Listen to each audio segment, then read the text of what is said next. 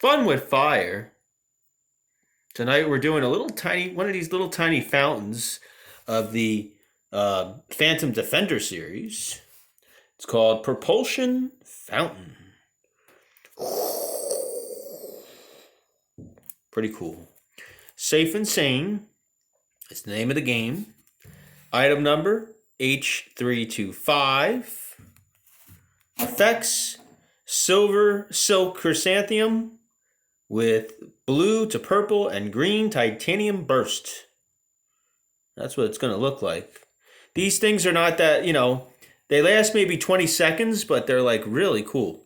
I really like these little fountains. I think they're like $1 each at Phantom Fireworks, something like that. So if you like them, pick them out. Phantom brand. So let's check out Propulsion Fountain. Yeah, let's check it out. All right, here we go. Propulsion Fountain. Here we go. Nice.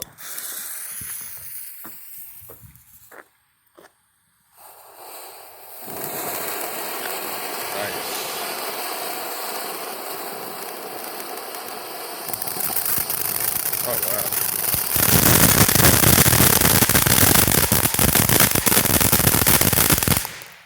Sweet. I love these little fountains. Awesome.